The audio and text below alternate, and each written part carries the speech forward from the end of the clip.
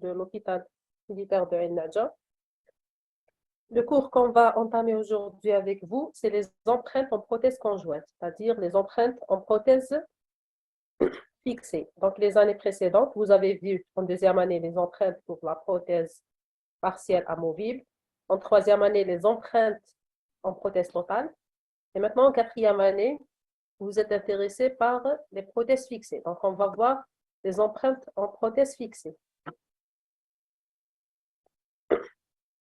Donc, il faut savoir que les empreintes représentent le lien entre la thérapeutique prothétique élaborée par le praticien dans la cavité buccale et la réalisation de la pièce prothétique au laboratoire. Donc, ceci par un enregistrement optimum des éléments de la préparation et des éléments environnants, c'est-à-dire toutes les préparations qu'on va réaliser en bouche, comment on va transmettre ces préparations au laboratoire de prothèse, c'est par le biais d'une empreinte.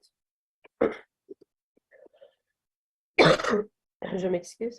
Donc, Batarak a donné une définition précise pour l'empreinte en général. Il a dit que l'empreinte est un moulage en négatif de toute ou une partie de l'arcade et des tissus environnants, permettant d'obtenir un modèle positif, réplique fidèle des tissus enregistrés. Cette définition, elle est valable pour tout type d'empreinte. Donc, soit pour l'empreinte en fixé ou en total, c'est la même chose. Donc, c'est une définition globale. Donc, l'empreinte, elle doit constituer tous les éléments minutieux, toute préparation, tout ce qu'il y a en bouche, il doit figurer dans l'empreinte. Ceci pour le trouver dans le modèle positif, c'est-à-dire le modèle en plâtre. Donc, en prothèse fixée, l'empreinte, elle doit répondre à quelques impératifs. Donc, l'empreinte, elle devra témoigner de l'enregistrement. Ça veut dire quoi? Témoigner de l'enregistrement, c'est-à-dire lorsqu'on prend une empreinte, on doit trouver les éléments suivants. Par exemple, la morphologie des préparations, des rapports des préparations et du parodonte marginal, c'est-à-dire tout ce qui est aux environs de la préparation, comme le parodonte marginal, des rapports et des préparations entre elles, c'est-à-dire si on a plusieurs préparations, ces préparations doivent figurer dans l'empreinte, de l'anatomie des dents résiduelles et leur rapport avec les préparations, c'est-à-dire, je m'excuse, c'est-à-dire pour les dents résiduelles, aussi on a besoin qu'elles figurent dans notre empreinte, aussi des rapports et des préparations des dents résiduelles avec les surfaces occlusales antagonistes, c'est-à-dire on a besoin de l'empreinte de l'antagoniste. C'est-à-dire, en général, pour l'empreinte en prothèse fixée, il faut qu'on trouve la préparation sur l'empreinte, c'est-à-dire la dent qu'on a taillée. On trouve les tissus gingivaux bien enregistrés autour de la dent préparée, les dents adjacentes et les dents antagonistes. Donc, tout ça nous intéresse dans l'empreinte en prothèse conjointe. Alors, si vous préférez que vous posez les questions au fur et à mesure, vous me posez. Et si vous voulez noter et vous laisser en dernier, quand vous voulez. Dans tous les cas, moi, à chaque fois, je vais vérifier dans les messages est-ce que vous avez envoyé une question ou non. Donc, comme dans toutes les empreintes, le vecteur essentiel dans l'empreinte, c'est le matériau qu'on va utiliser.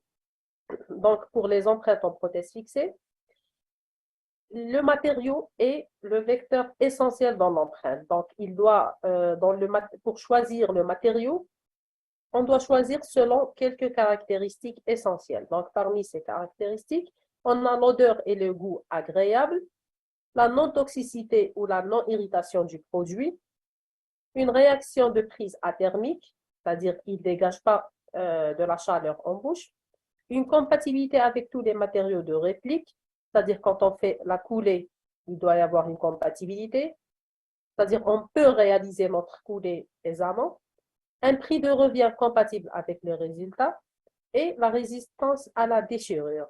Et ça, ce dernier caractère, c'est un caractère essentiel pour choisir le type de technique et le type de matériau. Donc, ces caractéristiques, on doit les trouver dans le matériau à empreinte. Maintenant, on va passer à voir quels sont les différents types ou les différentes classifications des matériaux qu'on peut trouver en prothèse conjointe.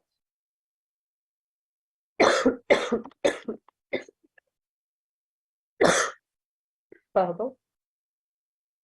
Donc, on a les matériaux élastiques. Donc, parmi les matériaux élastiques, on a les hydrocolloïdes réversibles ou irréversibles. On a les élastomères. Parmi les élastomères, on trouve trois classes, les polysulfures, les polyéthers et les silicones de première et deuxième génération. Donc, on va parler de chaque classe seule. Donc, comme vous voyez sur l'image, les hydrocolloïdes réversibles, bon, leur nom indique la réversibilité, c'est-à-dire quoi? C'est-à-dire on peut les réutiliser. C'est-à-dire, vous voyez sur l'image, il y a deux tubes qu'on va les mélanger pour avoir cet hydrocolloïde. Et réversible, c'est-à-dire il est réutilisable. C'est-à-dire on peut utiliser ce produit et on peut le réutiliser. Donc, dans une technique, je vais vous montrer comment on utilise ça. C'est un matériau qui se mélange, il nous donne une pâte qu'on va prendre l'empreinte avec. Mais avant ça, ça nécessite une préparation, c'est-à-dire de chauffer cette pâte pour qu'elle devienne fluide. Après, elle fait sa prise. Bon, quand elle fait sa prise, donc elle va durcir. Et comment on la réutilise? C'est le même matériau. Après sa durcité, on va la reprendre et on va la chauffer encore une fois et on va la réutiliser. Bien sûr qu'elle a un nombre limité de réutilisation, mais ça reste un hydrocolloïde réversible. Donc, c'est quoi l'avantage de cet hydrocolloïde? C'est la grande fluidité. Il est hydrophile, il a une hydrophilie remarquable, une grande élasticité et son pouvoir d'étalement élevé. Par contre, il présente quelques inconvénients comme importante traite spécifique, et je vais vous le montrer tout à l'heure, la faible résistance aux contraintes et le traitement de l'empreinte, il doit être immédiat. Donc ça, ce qui concerne les hydrocolloïdes réversibles. Pour les hydrocolloïdes irréversibles, c'est comme vous connaissez tous, c'est le fameux alginate. Donc, dans les hydrocolloïdes irréversibles, on trouve la classe A et la classe B. Donc, pour les alginates de classe A, c'est ce que vous voyez généralement en couleur orange ou jaune. Et pour les classes B, c'est la bleue. Il y a quelques médecins qui l'appellent l'alginate bleue. Donc, l'alginate bleue, la classe B, elle est meilleure classée que la classe A par rapport à sa qualité d'enregistrement des petits détails. Donc, mais ça reste toujours des hydrocolloïdes irréversibles. Donc, leur avantage, c'est utilisé pour la prise des empreintes d'études et aussi les empreintes antagonistes, généralement. Et pour la prothèse fixée, quand je dis empreinte d'étude, c'est-à-dire la première empreinte, quand le patient on le reçoit et on prend une empreinte primaire. Donc, pour voir une vue d'ensemble de toute l'arcade. Et l'arcade antagoniste, c'est pour avoir l'occlusion du patient. Donc, la classe B, ça c'est pour la classe A généralement. La classe B, on peut la prendre aussi pour les préparations, c'est-à-dire pour les empreintes en prothèse fixe. Donc, son inconvénient majeur, c'est qu'elle se déchire dans les zones de contre-dépouille et aussi la coulée rapide de l'empreinte est nécessaire dans un quart d'heure qui suit la prise. C'est-à-dire quand vous prenez l'empreinte, il vaut mieux faire la coulée dans un quart d'heure, sinon ça risque de se déformer. Je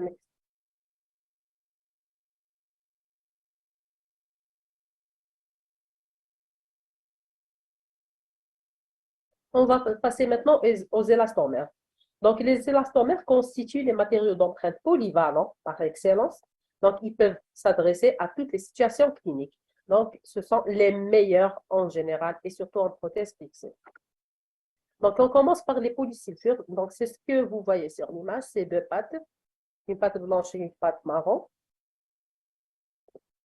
Donc, leur avantage, c'est qu'ils ont un temps d'utilisation assez lent, c'est-à-dire vous pouvez refaire, si vous voulez faire quelques mouvements pour le patient, ou bien vous avez tout le temps pour la prise du matériau, ils ont une très bonne stabilité dimensionnelle et aussi une élasticité élevée. Leur inconvénient, c'est le temps de prise qui est très lent. Parfois, le patient, surtout pour les patients qui ont des réflexes nauséeux, Donc, je préfère de ne pas utiliser ce matériau.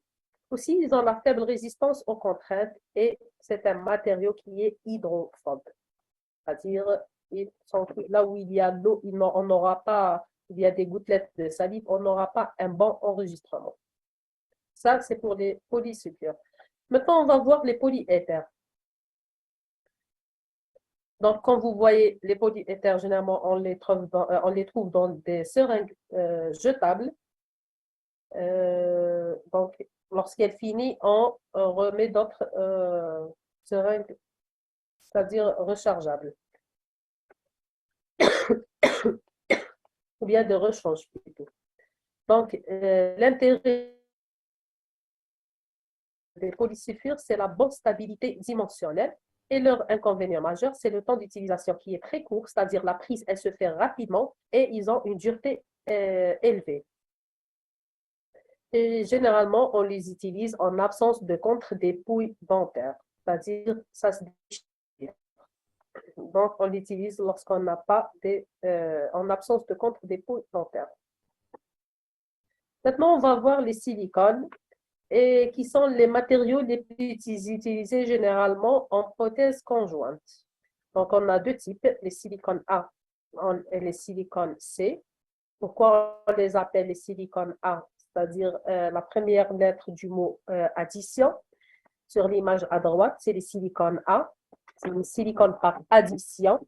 Et les silicones C sur l'image à gauche, c'est les silicones par condensation. Donc, on dit un silicone A et un silicone C. Donc, je m'excuse. Donc, ils sont indiqués en prothèse conjointe pour les techniques en un seul temps et pour les techniques en deux temps.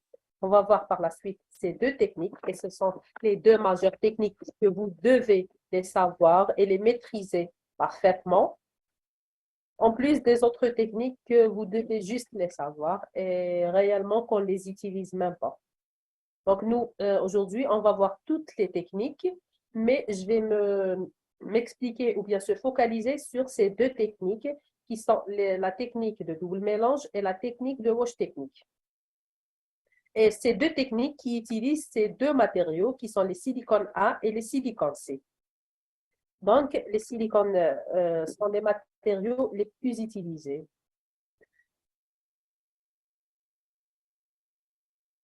Donc, voilà, on va voir chacun seul. Donc, les silicones de première génération, ou appelés les silicones C par condensation. Donc, c'est des bases polydiméthylsiloxane. Et les silicones de deuxième génération, appelés aussi silicone A par addition, c'est une base de polydivénylsiloxane. Donc, pour les silicones C, elles se continuent dans le temps, c'est-à-dire avec élimination de produits volatiles, c'est-à-dire elle peut rester 2 à 3 jours sans changer de dimension, c'est-à-dire sans se déformer. Donc, elle a une excellente stabilité dimensionnelle. La coulée de l'empreinte doit se faire dans les 10 minutes qui suivent la prise, de préférence, mais on peut la laisser aussi. Pour les silicones A, donc, elle se fait sans libération de produits volatiles et aussi elle présente une stabilité dimensionnelle. La coulée de l'empreinte peut être différée à condition de conserver l'empreinte dans une enceinte thermostable, c'est-à-dire loin du chaud et loin du froid.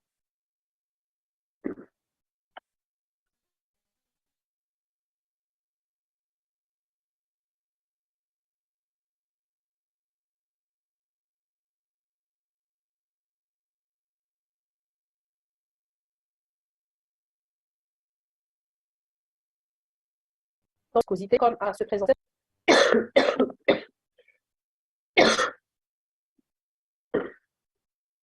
Maintenant, on va parler des avantages de chacune. Donc, pour les silicones C, ils ont une prise rapide, une compatibilité avec tous les matériaux de moulage. Elles permettent toutes les techniques d'empreinte. Et pour les silicones A, elles ont une compatibilité avec tous les matériaux de moulage. Elles permettent toutes les techniques d'empreinte, une grande stabilité dimensionnelle, une importante faculté d'étalement et une grande résistance à la déformation.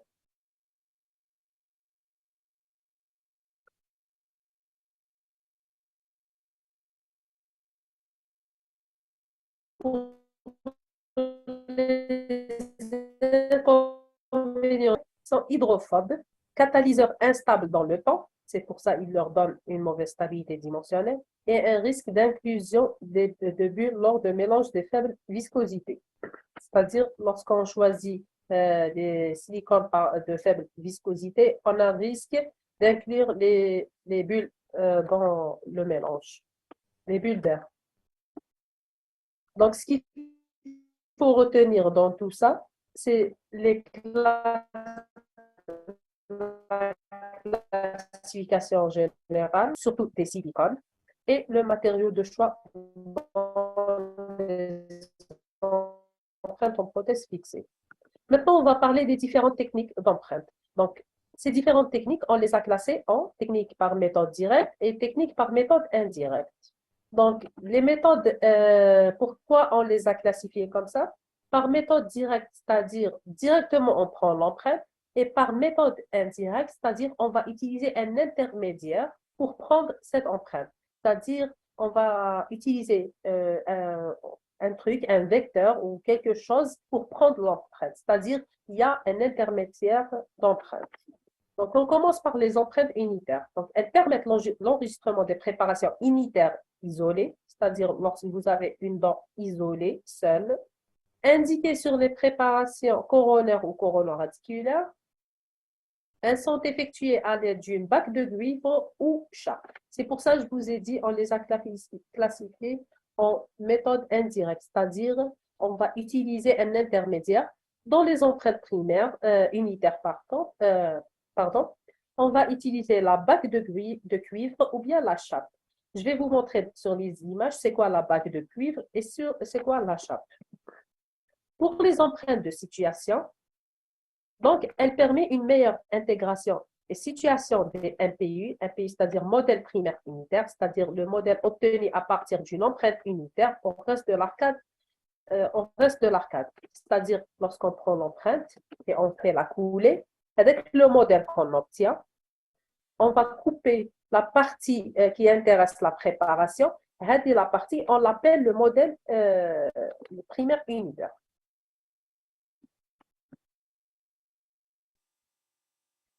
Donc, voilà pour les empreintes unitaires. Dans un premier temps, la prise de l'empreinte unitaire et l'élaboration d'un MPU. Regarde ça, on a pris une empreinte de toute l'arcade. Après, on a coupé juste la dent qui est intéressée par la préparation, c'est-à-dire la dent qu'on a taillée. On coupe que la dent taillée. Vous allez voir dans le chapitre, le cours suivant, le traitement des empreintes en prothèse fixée, comment on peut couper. Qui fâche couper juste la dent préparée. Là, on parle des unitaires, des préparations unitaires. Donc, le petit modèle que vous êtes en train de voir avec une vis en bas qu'on appelle le pince Dowell, ça. Donc, elle nous donne ce qu'on appelle le MPU, modèle primaire unitaire. C'est-à-dire juste la partie qu'on a besoin. Le deuxième temps, c'est l'empreinte de l'arcade. On prend une empreinte de l'arcade. Voilà. Une empreinte de toute l'arcade. Dans un troisième temps, avec le modèle de MPI, il est introduit dans l'empreinte de l'arcade. Donc, à sa place. C'est-à-dire, on prend l'empreinte, la première empreinte sternum, on va faire la coulée, on va couper juste la partie intéressée par la préparation. Après, on va reprendre une empreinte de l'arcade et on va mettre la partie de le modèle sur la première image, on va l'introduire dans l'empreinte et on va faire la coulée. Elle va nous donner l'image en bas, c'est-à-dire le modèle avec une préparation plus précise. Donc, cette technique, elle est abandonnée. Donc, vous n'êtes pas censé de la connaître étape par étape. Juste, je vous explique. Ça, c'est des anciennes méthodes qui sont maintenant délaissées. C'est-à-dire, quand j'arrive aux deux techniques que vous devez les connaître parfaitement, je vais vous dire. Ça, c'est juste pour vous expliquer. Mais vous devez connaître ces empreintes. C'est-à-dire, quand il vous parle, pour comprendre le principe d'un MPUI, c'est quoi? Pour les empreintes globales, donc, c'est une empreinte qui permet d'obtenir à la fois et en même temps l'enregistrement des préparations, c'est-à-dire les dents taillées, et celle des dents ou du secteur adjacent, c'est-à-dire le reste de l'arcade qui n'est pas intéressé par la préparation. Donc, elle peut intéresser la totalité ou une partie seulement de l'arcade, c'est-à-dire si vous avez une seule dent, par exemple une 6 du haut, je m'excuse, vous pouvez prendre la totalité de l'arcade et ça serait meilleur, ou bien l'hémi-arcade, c'est-à-dire نص l'arcade اللي فيها هذيك la dent. Le modèle positif est obtenu en un seul temps et sans aucune manipulation secondaire, c'est-à-dire une seule empreinte, نقدروا نحيو le MPU تاعنا. C'est-à-dire on ne passe pas par les étapes précédentes qui n'ont. C'est-à-dire une seule empreinte, on obtient la préparation, la dernière image avec une seule préparation. Ça reste celle-là, la première, plus précise.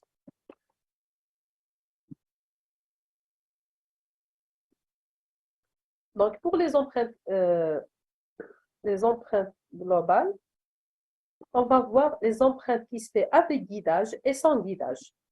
Donc, avec guidage, on a le triple mélange, le coffrage métallo-résineux qui utilise l'échappe en résine et l'échappe porte-empreinte. Et les empreintes sans guidage, on va voir la roche technique, la double mélange, une empreinte avec hydrocolloïde réversible, hydrocolloïde irréversible, empreinte avec matériaux monophase et empreinte aux hydroalginates. Donc, dans tout ça, il faut apprendre cette classification, que les empreintes globales se divisent en empreintes avec guidage, c'est-à-dire on va utiliser un intermédiaire, ou bien on ne va pas utiliser qu'on appelle sans guidage. Donc, avec guidage, on a trois types qui sont le triple mélange, coffrage métallo-résineux et avec chape. Vous n'êtes pas censé de connaître trop de détails, mais pour les empreintes sans guidage, j'ai dit les deux fameuses techniques que vous devez les connaître et que vous allez les utiliser souvent, c'est les deux premières. C'est la gauche technique et c'est la double mélange. Pour les autres empreintes, elles sont faciles et je vais m'expliquer. Donc, pour l'empreinte globale avec guidage, donc c'est quoi son principe? L'empreinte de chaque préparation est réalisée au moyen d'un système unitaire. On va utiliser un vecteur ou bien un intermédiaire. Donc, elle va utiliser un système unitaire destiné à véhiculer le matériau à empreinte vers les limites cervicales. Donc, l'ensemble des enregistrements unitaires sera alors secondairement entraîné par une surempreinte réalisée, ainsi l'empreinte globale. C'est-à-dire, l'empreinte à chaque préparation, l'empreinte globale. C'est ça le principe. Donc, la triple mélange, donc c'est une empreinte unitaire. Donc, on va réaliser une empreinte unitaire en double mélange après une surempreinte. Donc, elle est indiquée généralement pour les préparations coronaires ou coronoradiculaires périphériques à caractère intracirculaire, c'est-à-dire qu'il colle la limite cervicale en sous-gingivale. Voilà, vous allez voir sur les images, vous allez comprendre mieux. Donc, ce que vous voyez sur l'image, l'intermédiaire, c'est la bague en cuivre. Réellement, cette bague en cuivre, c'est un cylindre en cuivre. Donc, là donc, que vous êtes en train de voir, c'est une dent préparée, c'est-à-dire c'est une dent taillée. On va choisir donc une bague. Donc, les bagues, soit elles sont calibrées, soit il faut les diminuer, ça veut dire ou ou bien les rétrécir. C'est comme le film, pas le film alimentaire, le film d'aluminium qu'on utilise pour la cuisine, mais en cuivre. Donc, il est un peu plus dur. Donc, vous allez le façonner, c'est-à-dire en formant un cylindre.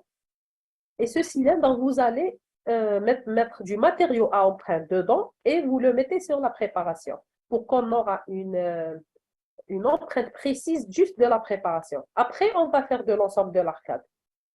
Donc, la bague en cuivre, elle est ajustable. C'est pour ça que je vous ai dit, vous pouvez l'ajuster. Donc, voilà la bague. Là, il a trouvé qu'elle est trop longue ou bien qu'elle est large. Il est en train de couper. On l'ajuste, regarde, ou bien voilà, regardez le pli réalisé sur cette image, c'est-à-dire elle est trop large. Il ne faut pas qu'elle soit très large. On laisse juste l'espace pour mettre le matériau à empreinte. Donc, on la plie ou bien on coupe si elle est trop longue. C'est-à-dire, en quelque sorte, on va l'ajuster sur la dent. Après, on va mettre dedans du matériau à empreinte. Voilà, on va mettre du matériau à empreinte sur la préparation et dans la bague et on va la placer et on attend la prise.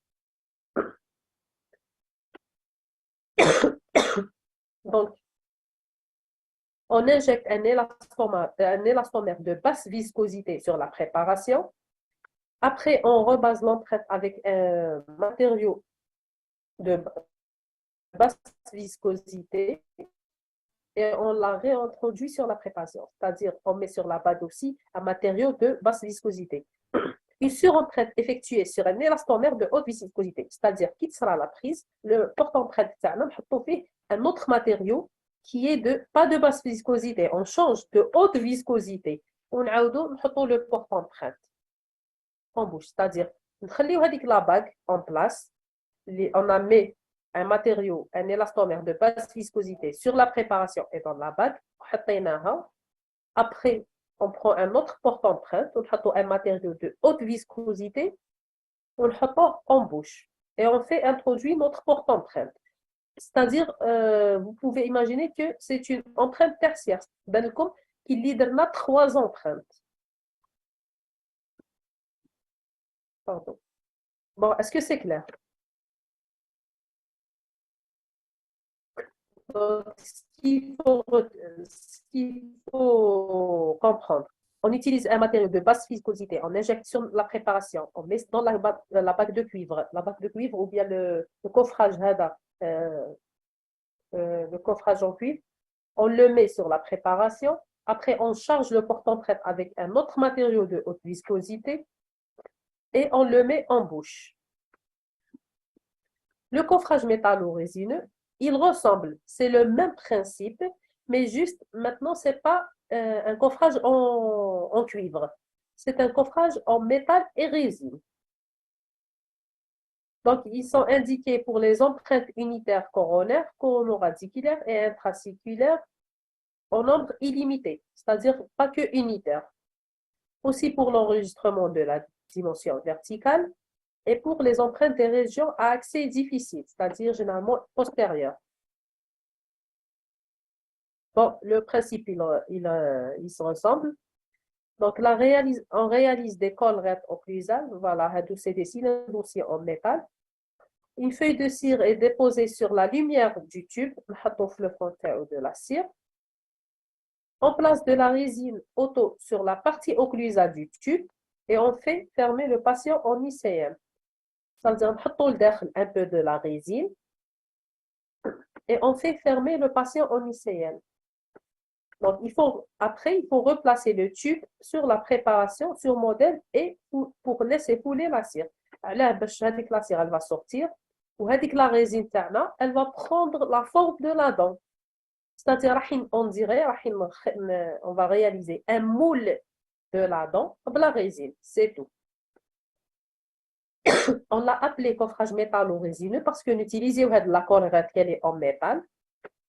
نحطوا في لو فون تاعها شو نغطيوها من الفوق بلاصير ومن بعد نحطوا لا ريزين باش علاه حطينا لاصير باش لا ريزين elle coule pas parce que au début la résine elle n'a pas fait la prise donc elle va couler نعمروها بلا résine et on la met sur la dent.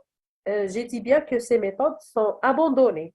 Juste, je suis en train d'expliquer comme ça, quand vous entendez parler de ça, vous allez au moins comprendre un petit peu. Ça, c'est les premières techniques en prothèse fixée. Après, ils ont passé à autre chose. Donc, le cylindre en métal, qu'on a donné un toit blasir, juste mettre la résine dedans. On بعد qui la résine, elle va commencer à faire sa prise. On la met en bouche sur la préparation. On aura le moule dans la préparation. Bien sûr, on va vernir. Il faut mettre du vernis sur la préparation pour que ça colle pas à la résine. Après, quand ça sera la prise, enlever. On aura un moule. La préparation, pas une empreinte, un moule. L'empreinte, les matériaux. Et la résine n'est pas un matériau à empreinte. On est en train de fabriquer juste un moule pour les dents préparées. Après, on va prendre normal, on charge avec le moule qu'on a obtenu avec la résine et le métal tout autour. Dès qu'on va le charger avec le matériau à empreinte, on va le mettre en place pour qu'on aura plus de précision. On aura une précision de la préparation. Et on fait une surempreinte avec un porte-empreinte normal, total. Donc, c'est le même principe comme avant. Juste avant, on a utilisé avec le coffrage en cuivre et maintenant, juste le coffrage en métallo-résineux avec de la résine. Bon, ça va se couper la session et je vais redémarrer directement. Donc, vous restez là. L'achat porte-empreinte. Donc, c'est une empreinte unitaire avec un CPE. CPE, ça veut dire charte porte-empreinte et une surempreinte. Donc, voilà.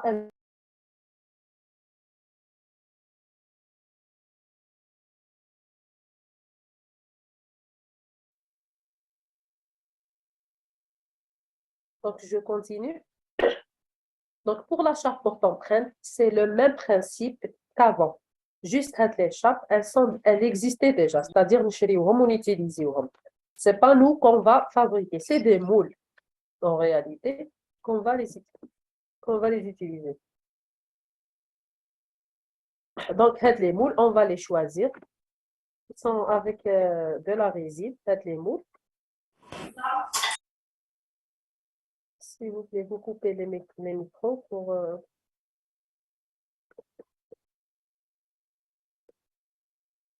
Donc, c'est le même principe. Pardon. Pour la charte porte-empreinte. Juste, c'est des moules, j'ai dit en résine, qu'on les achète. Elles sont préformées, donc il y a une différentes tailles et tout. Et c'est la même chose. On les charge avec un matériau à empreinte et on prend l'empreinte avec. شوف l'image à droite. Donc, on a le moule, la charte porte-empreinte. On la charge avec le matériau. Après, quand la prise est faite, juste هنا ماشي حنا رايحين préparer comme avant. Avant, en cuivre, حنا اللي ناجستيو en métallorisé, coffrage métallorisé, حنا اللي fabriquéوها avec la corrette en métal et la résine. Elle est déjà très figurée, c'est-à-dire نشريوهم واجدين. Il y a les différentes formes pour chaque dent et les différentes tailles. Maintenant, on va parler des empreintes globales sans guidage. Donc, les trois premières, que vous êtes censé de connaître juste leur principe et les noms, pas trop de détails. Moi, je voulais mettre les images juste parce que si je vais citer que les titres, vous n'allez pas comprendre c'est quoi. Ça reste du chinois. Moi, je voulais juste vous montrer des images, mais c'est quoi. On les appelle des empreintes avec guidage, c'est-à-dire on a utilisé un guide dans l'empreinte. Maintenant, on va voir sans guidage. Donc, le principe, c'est que l'empreinte est obtenue grâce à un porte-empreinte de série, un PUI, c'est-à-dire un PUI en résine, soit en un seul temps, rebasé, c'est-à-dire en deux temps.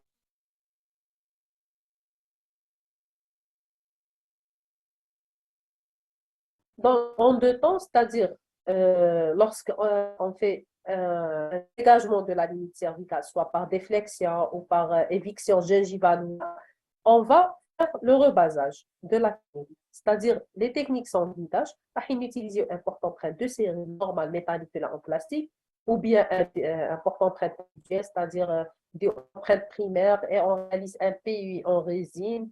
Le PU, on va prendre, qui va servir d'un porte-empreinte. C'est-à-dire, il n'y aura pas un intermédiaire, il n'y aura pas un moule spécial pour la préparation. Donc, il y a différentes techniques. Il y a en un seul temps, en deux temps, avec technique de rebasage au centre. Tout ça, c'est pour bien enregistrer la limite cervicale. Donc, on va les voir technique par technique. Donc, avant, on a parlé de la limite cervicale. Et juste, il faut que je vous fais un rappel sur les techniques d'ouverture circulaire. Pourquoi on fait l'ouverture circulaire? C'est pour bien visualiser notre limite cervicale, notre préparation en sous-gingivale généralement. Donc, le but, c'est d'ouvrir le sulcus et de faire l'hémostase. Ça fait après une préparation, toujours, vous avez un saignement. Et lorsque vous optez pour prendre l'empreinte le premier jour de la préparation, il faut réaliser un bon hémostase. Sinon, les résultats seront faussés par la suite. Moi, je préfère honnêtement différer la séance de prise d'empreinte à une autre séance, minimum une semaine, pour l'hémostase il sera bien et aussi diminuer l'inflammation de la gencive parce que vous allez traumatiser du tissu, la gencive va être enflammée, après vous allez commettre une erreur majeure. Après, vous retrouvez avec un modèle vraiment différent de ce que vous avez en bouche. Donc, moi, ce que je vous conseille, de ne pas prendre l'empreinte le premier jour de la préparation. Il vaut mieux réaliser une prothèse provisoire. Vous libérez votre patient et la séance d'après, vous prenez votre empreinte à l'aise, avec des tissus bien cicatrisés. Comme ça, vous aurez votre limite et l'environnement de la préparation, c'est-à-dire la gencive marginale, elle sera saine, pas enflammée, donc elle ne va pas vous poser votre profil d'émergence. On va voir maintenant les techniques d'accès par déflexion, c'est-à-dire lorsqu'on utilise le coordonné. Donc, il y a la technique d'un simple coordonné, c'est-à-dire on met un coordonné en place, on le laisse quelques minutes, juste pour faire la déflexion, c'est-à-dire la gencive ترفد. Après, on réalise notre empreinte. Il y a aussi la technique du double coordonné, c'est-à-dire on va utiliser deux coordonnées. واحد رقيق en premier, on le met. Après, un plus gros, on le met en deuxième. Et lors de la prise d'empreinte, on va enlever que le plus gros et on réalise notre empreinte. Parce qu'en réalité, le plus petit, il nous écarte juste la gencive marginale. Normalement, ça, vous avez déjà vu dans les techniques de préparation. J'ai fait juste un petit rappel. Il y a aussi la technique de déflexion par le système X-Basil. Bon, moi, je n'aime pas ce système. Il est irritant et maintenant, je crois personne ne le fait. Il y a aussi la technique de déflexion immédiate par l'utilisation d'une prothèse provisoire. C'est la meilleure parce que la prothèse provisoire, elle va vous donner une image de la future prothèse. Elle va vous enregistrer bien le profil d'émergence et votre limite.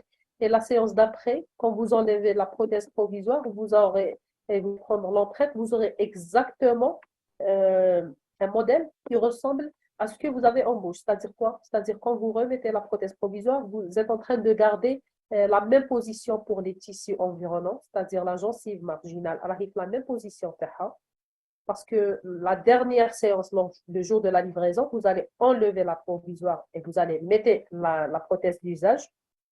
Vous allez se retrouver dans les mêmes conditions. C'est-à-dire la gencive تاعك راهي في نفس بلاصتها. La limite تاعك, elle est les mêmes repères et les mêmes limites. Donc, moi, je préfère la prothèse provisoire.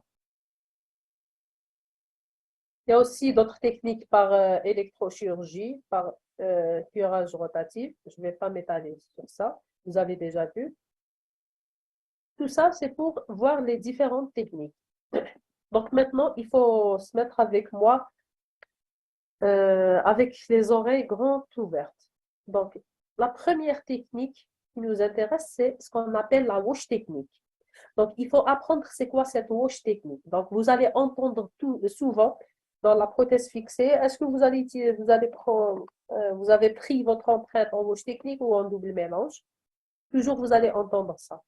Donc, pour comprendre, il y a un principe. La wash technique, c'est une technique qui se fait en deux temps, avec deux matériaux de viscosité différentes et avec voilà, en 2 temps et avec 2 matériaux. Donc, wash technique égale 2, 2.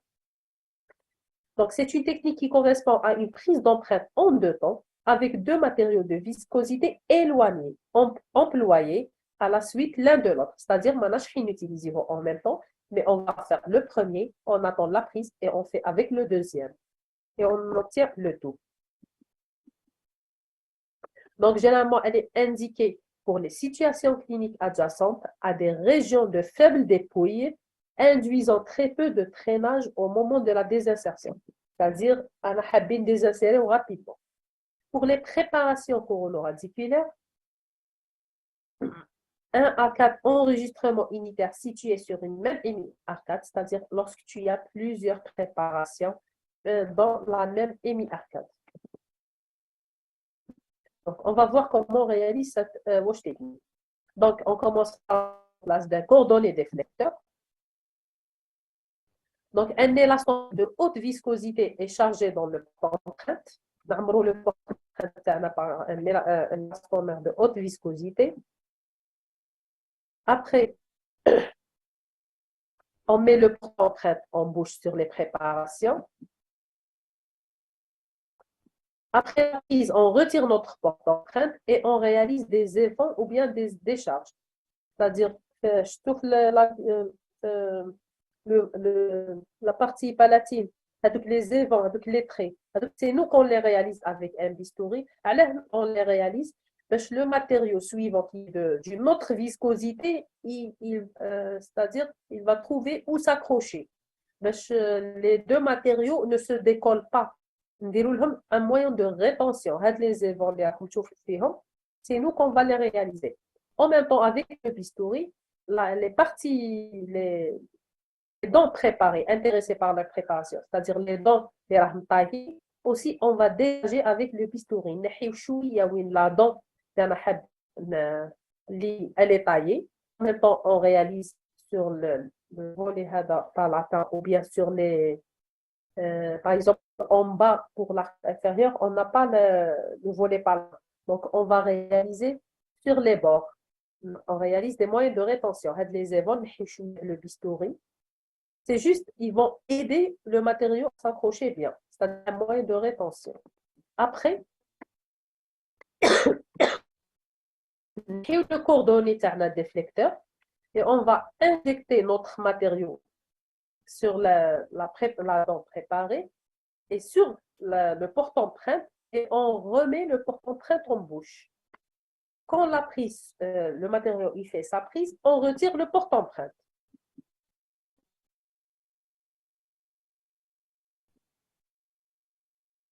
Voilà.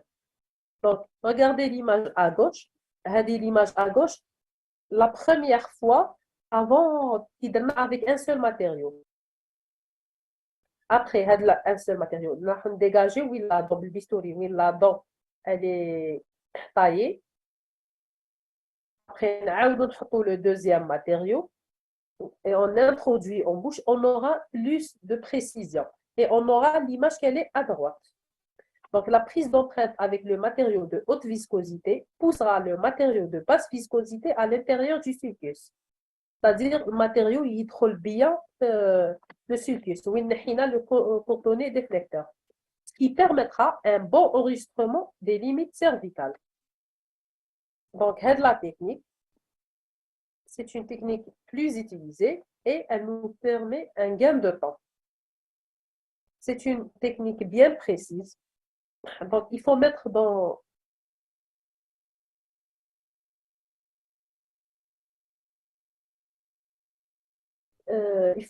la tête que la wash technique, pardon, je m'excuse, elle utilise 2 matériaux. On utilise de basse viscosité et de haute viscosité.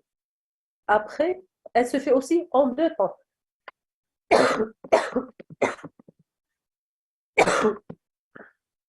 C'est-à-dire, le premier temps qui donne le premier matériau et le deuxième temps lorsqu'on a rebasé.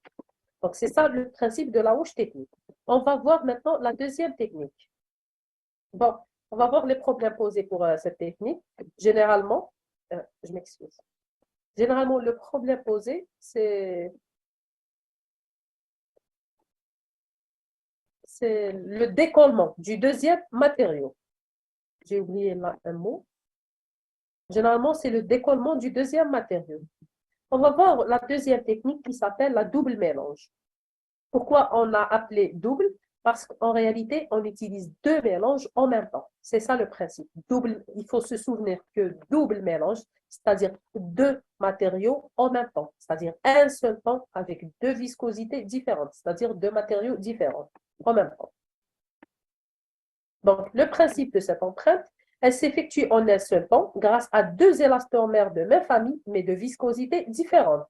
Généralement, on utilise deux viscosités, ماشي auto-basse, mais basse ou moyenne. ما يكونوش بزاف بعاد على بعضهم parce que باش يكون le temps de prise قريب لبعضها. C'est-à-dire, la première, on a pu utiliser deux matériaux de viscosité différentes ou là assez loin parce que نستناو الاول تصرى لا بريس تاعو ومن بعد نديرو الدوزيام ونستناو لا بريس تاعو. هنا في لا دوبل ميلونج باسكو راح نحطوهم او ميم طون et il vaut mieux de choisir deux matériaux basse ou moyenne معناتها قراب في les viscosités باش le temps de prise تاعهم يكون en même temps ou bien proche l'un de l'autre. Donc, et présentant le même état de plasticité au moment de la prise de l'empreinte. Donc, la polymérisation, elle se fait en même temps et ensemble. Donc, l'intérêt majeur de ce procédé, en dehors de sa simplicité, il réside surtout dans ses intentions, c'est-à-dire éviter l'effet marqué de détente secondaire lié et induit par la wash technique. C'est-à-dire, c'est ça. L'intérêt, c'est-à-dire la technique, on peut dire que c'est une technique des feignants qui veulent réaliser en une seule fois, rapidement, mais généralement, elle est précise. Et je crois, on a dit pour l'autre, elle est plus utilisée parce qu'elle est plus méthodique.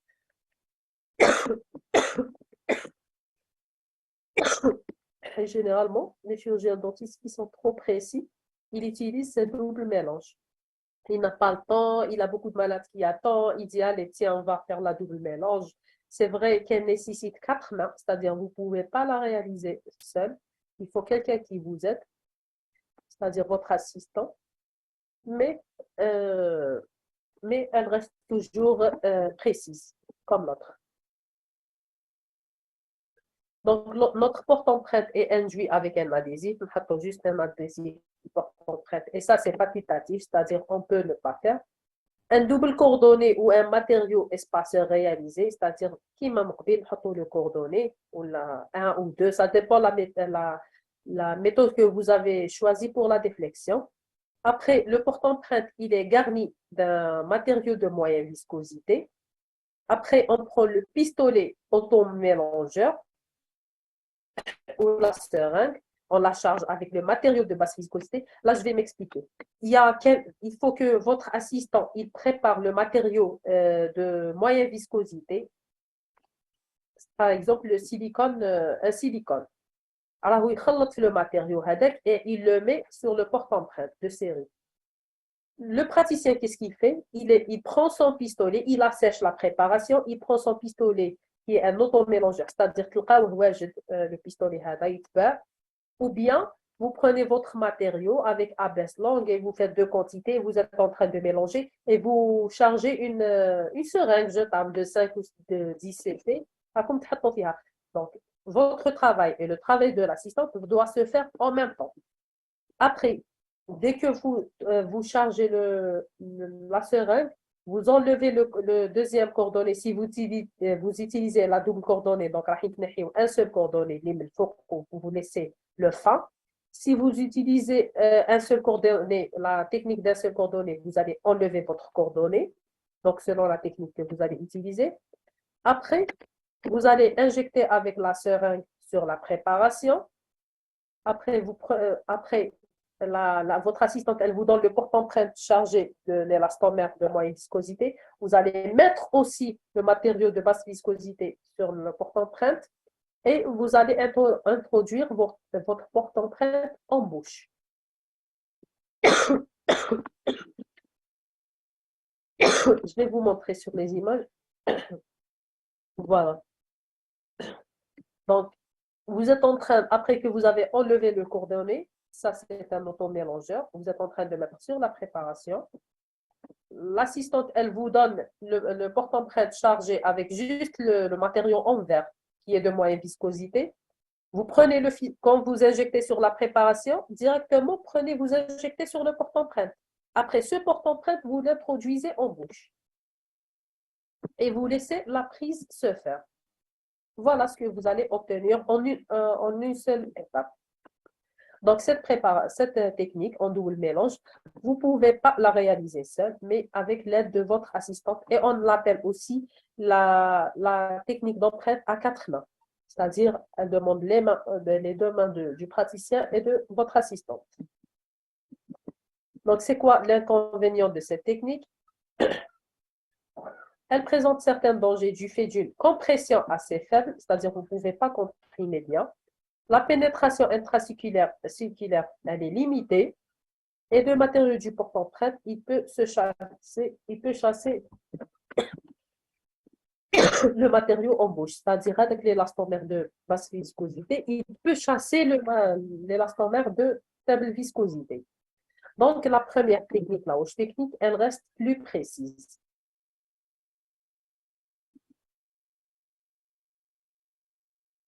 Donc, elle est indiquée pour les préparations coronaires simples, à limite cervicale supra- ou gingivale, et pour les préparations corono-radiculaires.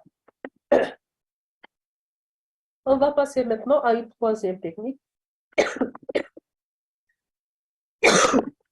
qu'on appelle la technique monophase.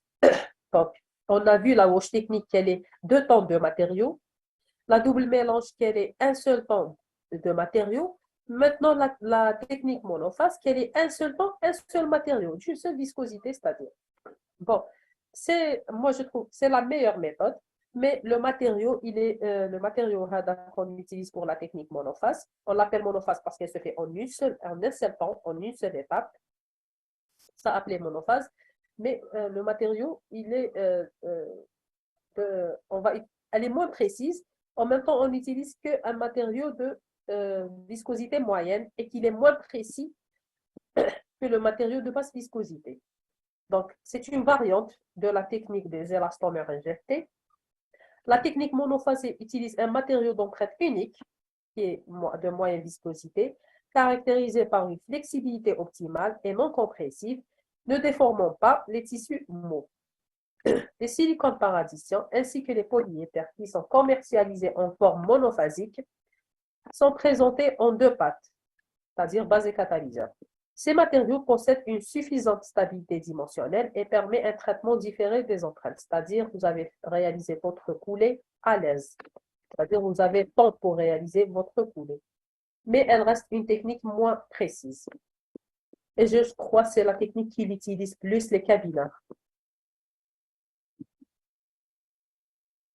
Donc voilà, on charge le compte d'empreinte avec le matériau.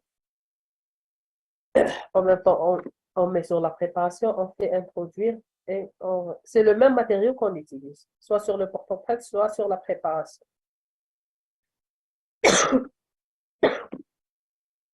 On va voir maintenant la quatrième étape.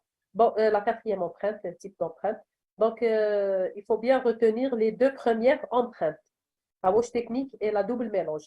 Indication, principe, technique, avantages et inconvénients. Donc, la quatrième empreinte, c'est l'empreinte avec les hydrocolloïdes réversibles.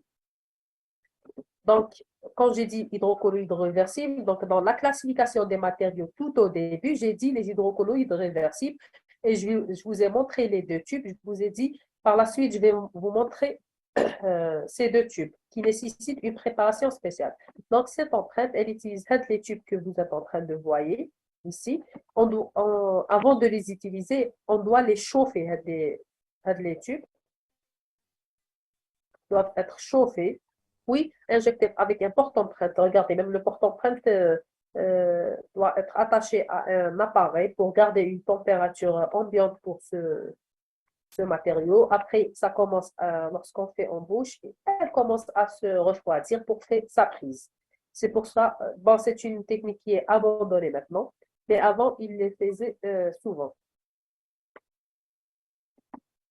Les empreintes avec hydrocolloïdes irréversibles, donc on utilise un matériau hydrocolloïde irréversible.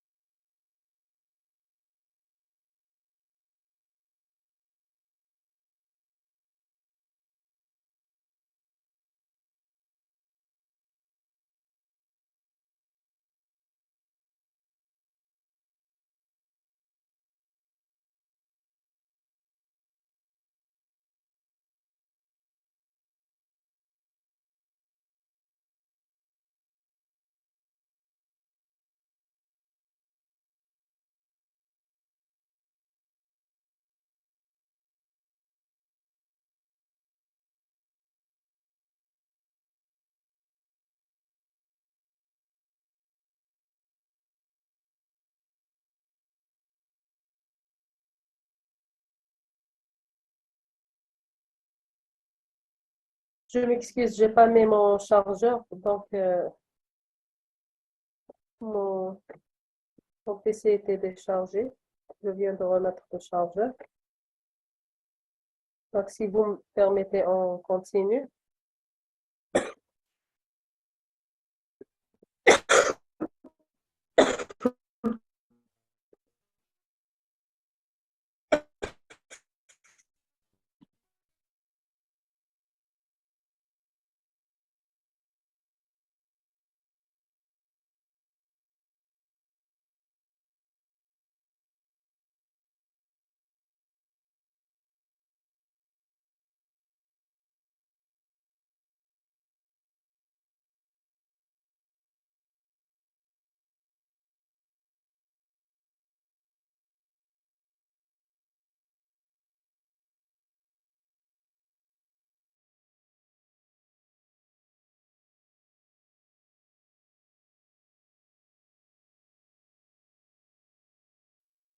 De classe B.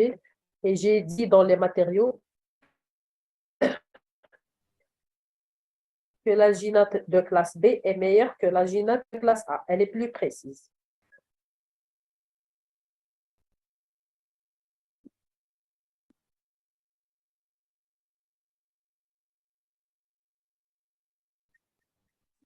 Donc voilà, l'alginate, on le charge dans le empreinte et dans la seringue et on injecte aussi sur la préparation. La prise elle se fait rapidement avec l'alginate, avec les hydrocolloïdes, mais la coulée, elle doit se faire dans l'immédiat, c'est-à-dire maximum 1 heure, il faut faire la coulée. Et je ne vous conseille pas pour les alginates comme matériau d'empreinte, surtout pour les prothèses fixées. Pour l'arcade antagoniste, oui, pour en total, oui, pour l'empreinte d'étude, oui, mais pour la prothèse fixée, elle ne vous donne pas une précision de préparation. Donc, vous n'aurez une prothèse précise. Donc, maintenant, on a parlé au début des empreintes unitaires, après globales. Maintenant, je vais parler quoi une empreinte sectorielle. Sectorielle, ça vient du mot secteur. Secteur, c'est-à-dire une partie.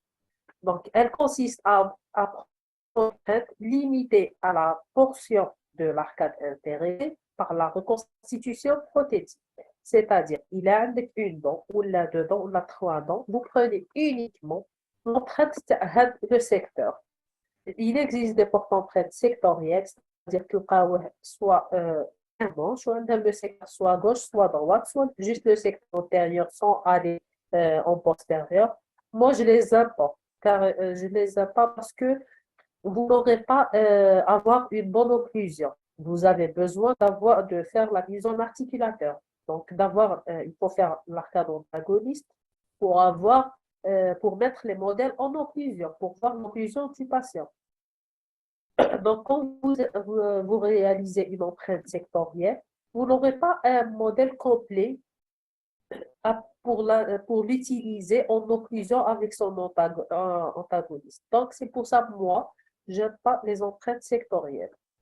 Donc, leur indication, c'est la reconstitution unitaire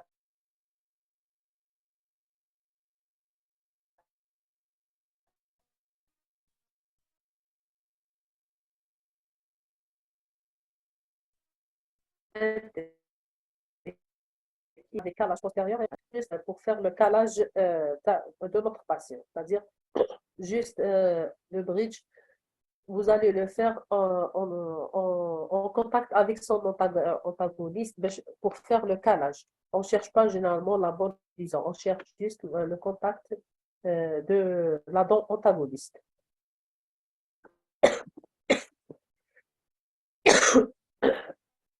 Pardon, excuse.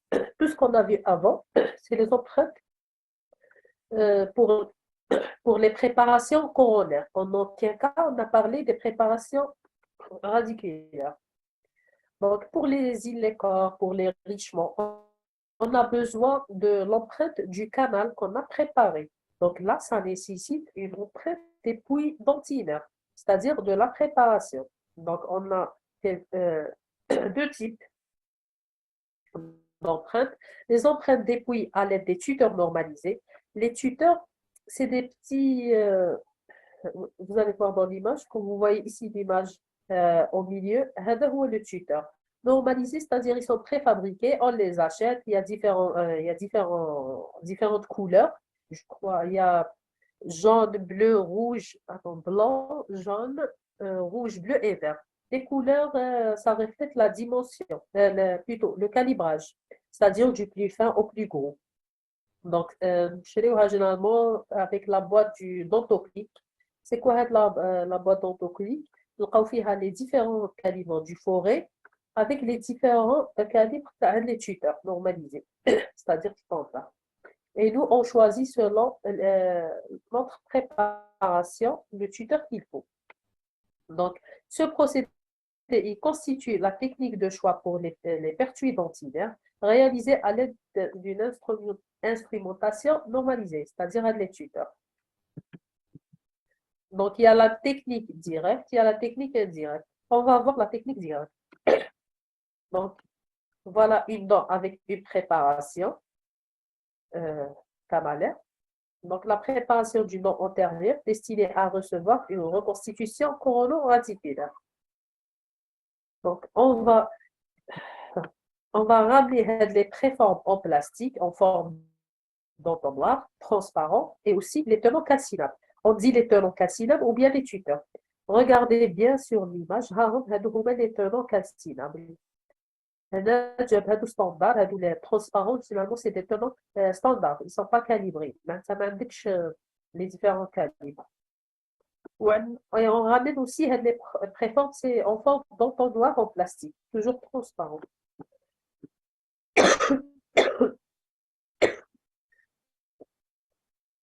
Donc, on les met sur les préparations. On ajuste les préformes. Donc, un ajustage occluso-cervical des préformes. Il a bzaf toile, on peut les couper. On prend les tenants, donc les tuteurs ou bien les tenants calcinam avec le matériau prêt, le matériau à empreinte qu'on va utiliser. Et le matériau, c'est tout dépend aussi de la technique. On a vu précédemment. Donc, technique haute, moyenne, basse viscosité. Donc, tout dépend de la technique que vous allez choisir par la suite. Donc, on enrobe avec le tenant calcinable avec le matériau à empreinte. On le met dans la préparation, dans le logement canalaire. Après, on charge les préformes en plastique avec le matériau à empreinte, le même matériau, et on les met en place. Voilà. Quand on les met en place, après, la partie elle est juste, regardez, elle a la forme de la préforme en plastique. En même temps, elle est collée avec le tenant calcinable qui est dans la préparation canalaire. Après, avec les préformes en plastique transparente, on les enlève. Après, on réalise l'empreinte d'ANA, soit de la double mélange ou bien de ce que vous utilisez. Soit en double mélange ou bien de la rocheté.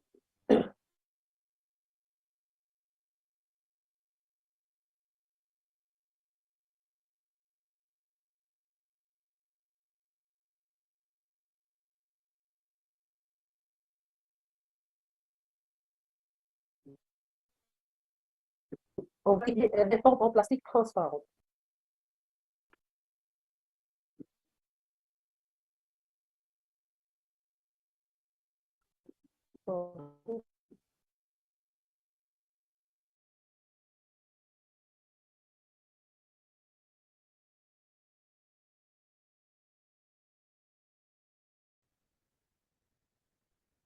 Donc, la méthode indirecte, donc là, elle se fait en un seul temps avec deux viscosités, c'est-à-dire deux matériaux de viscosité différentes. Donc, on fait la préparation du logement canalaire. Après, on fait la mise de dépouille par rapport à l'axe d'insertion du futur in-corps.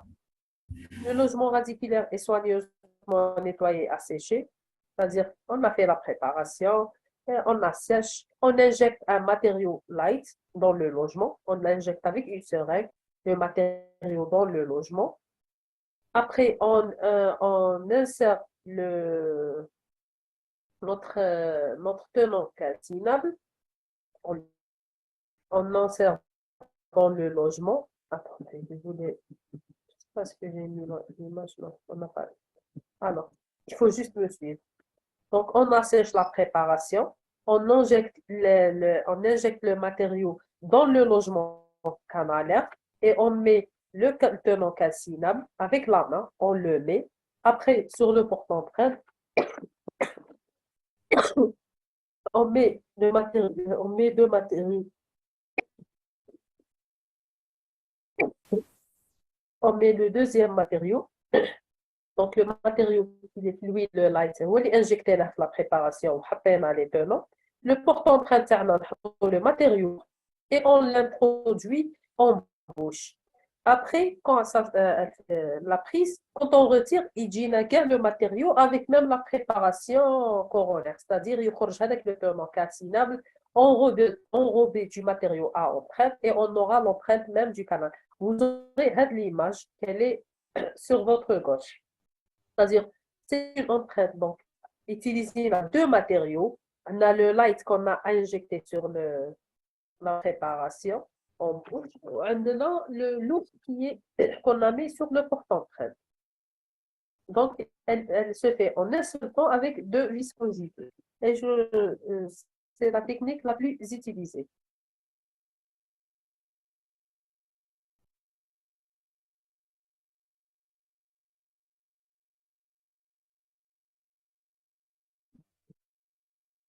Donc, c'est ce que j'étais en train d'expliquer. Voilà. Donc, là, c'est l'image finale. Donc, on a vu toutes les techniques d'empreinte pour les préparations coronaires et pour les préparations coronoradiculaires, avec guidage, sans guidage, en temps en un seul. Maintenant, quand vous terminez et vous avez votre empreinte entre vos mains, comment vous jugez que cette empreinte, elle est valable ou vous devez la refaire? Donc, il y a certains critères, il faut les suivre pour juger la bonté de votre empreinte. Est-ce que vous devez l'accepter ou vous devez la refaire? Donc, il faut y avoir une bonne liaison du matériau au porte-empreinte, c'est-à-dire mettre le matériau, le porte-empreinte, il s'est décollé. Une bonne cohésion entre les différents matériaux à empreinte, c'est-à-dire mettre décoller les deux matériaux dans la même empreinte, comme on utilise la moyenne et basse, ou bien la haute et la moyenne et pas moyenne, basse et haute viscosité. Il ne faut pas qu'on trouve les deux matériaux détachés. C'est un critère très important. Sinon, vous allez se retrouver dans une autre situation. Quand vous fabriquez votre couronne ou votre bridge, quand vous les serrez, on dirait que ce n'est pas le même patient, carrément. Parce que, en fait, elle a changé de place. Avec le déchirement, il vous a faussé tout, ou bien avec le décollement. L'absence de contact entre le porte-empreinte et le tenant normalisé, ou bien les dents adjacentes, ou bien le porte-empreinte. Il ne faut pas que le porte-empreinte, il touche directement. Il faut toujours qu'il y ait le matériau à empreinte entre, c'est-à-dire au milieu. Il faut qu'il n'y aura pas de bulle d'air dedans, absence de déchirement et de déformation, c'est-à-dire ou bien quand vous avez enlevé une déchirure s'est produite, le tenant normalisé emporté dans l'empreinte sans déplacement, c'est-à-dire qu'il l'empreinte, le tenant il gire à l'empreinte. Mais si l'empreinte, le tenant il prend en bouche et vous le replacez. Vous n'allez pas le replacer dans la vraie position. Vous allez se tromper, après vous aurez des surprises à la fin. L'enregistrement suffisant au-delà des limites nettes, c'est-à-dire il a en bouche, vous êtes en train de voir votre limite qu'elle est nette, il faut la voir aussi. لازم تشوف bien la limite cervicale. ماشي en mésial, la voyez bien et en distal, on ne la voit pas. Donc, il faut voir bien que les limites sont nettes. Aussi, une bonne précision des détails. Si vous avez fait un événement, il faut le trouver. Si vous avez fait un congé, il faut le retrouver. Si vous avez fait des puits dentinaires ou quelque chose comme ça, des moyens de rétention, des tubes, il faut les retrouver dans l'empreinte. Donc, chaque état,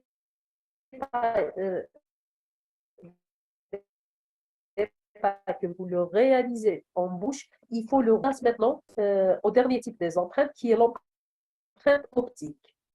Donc là, je vais vous parler en grosso modo. Vous connaissez que l'empreinte optique est utilisée en CFAO. Donc la CFAO qui signifie conception et fabrication assistée par ordinateur. Et je crois que c'est votre dernier cours dans la prothèse fixée. Le programme de prothèse fixée, donc c'est votre dernier groupe. Donc, la SPAO, elle peut utiliser l'empreinte optique ou bien l'empreinte classique. Donc, parlons de l'empreinte optique. Donc, on utilise un caractère, pardon, elle utilise un caméra,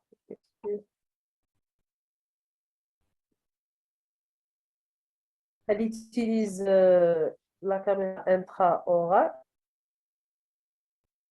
Donc, elle consiste à la projection d'un champ électromagnétique. La déformation de cette projection créée par le volume dentaire va être électrique ou transformée en données numériques à l'aide d'un capteur. Bon, vous connaissez tous dans le CIREC, il utilise la caméra infraorale. La caméra infraorale, elle nous donne un meilleur enregistrement, plus précis, dans, dans les trois dimensions de l'espace. Donc, les données qui va nous donner vont être exploitées par le système CFAO pour des images de la pièce prothétique. Donc, regardez l'utilisation de la caméra en bouche intraorale. Elle vous donne l'image en 3D. Vous pouvez aussi scanner l'arcade antagoniste, l'occlusion avec un mordu. Et bien sûr, elle a beaucoup d'avantages par rapport, elle reste toujours une technique meilleure que les techniques précédentes, c'est-à-dire les anciennes techniques, à cause de la rapidité et la simplicité, de la qualité d'image, de la le patient y tolère mieux. Aussi, vous obtenez un fichier de stockage meilleur, qui n'est pas manuel mais informatisé. La facilité aussi de mise en œuvre, la suppression des porte-empreintes et des matériaux désagréables, aussi une bonne précision et la réalisation se fait toujours par logiciel jusqu'à la fabrication.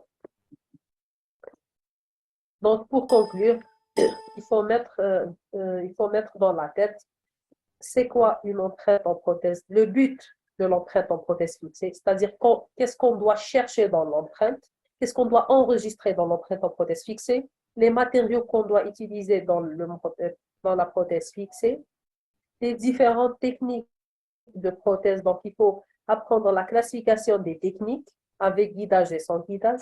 Les deux techniques que vous devez les retenir par cœur, c'est la roche technique et la double mélange.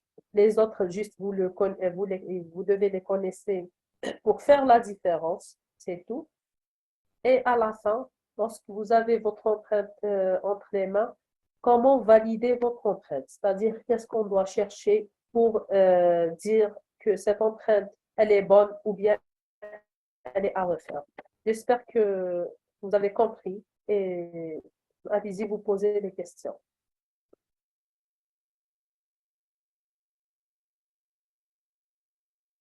Est-ce que tout est clair? Est-ce qu'il y a des questions?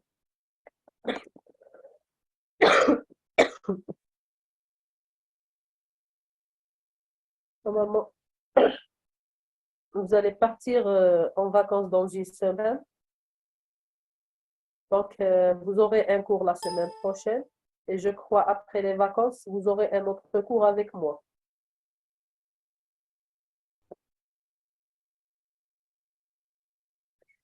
Alors, c'est clair, docteur. Alors, je vais immédiatement vous envoyer le cours en PDF chez la déléguée et la déléguée, elle va vous partager. Alors, je vous dis bon courage. J'espère que vous avez compris le cours. Et si vous aurez d'autres questions, n'hésitez pas. Le prochain cours, ce n'est pas le mien, mais le cours d'après, je vais vous faire l'occlusion en prothèse fixée. Si vous avez des questions, vous me les posez la prochaine fois. Alors, bon courage et je vais vous envoyer le cours immédiatement. Au revoir.